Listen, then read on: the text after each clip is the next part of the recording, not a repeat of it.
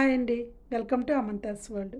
నేను ఇప్పుడు మీకు చూపిస్తున్న గిఫ్ట్ ఏంటంటే ఇది ఐప్యాడ్. యాపిల్ కంపెనీ ఐప్యాడ్ అనమాట ఇది. దీనికి కారణం మీరేనండి గిఫ్ట్ నాకు రావడానికి. ఎందుకంటే నేను మీకు వీడియోస్ అన్నీ నేను చేయడానికి ఎడిటింగ్ అన్నీ నాకు మొబైల్ ద్వారా చేస్తున్నాను.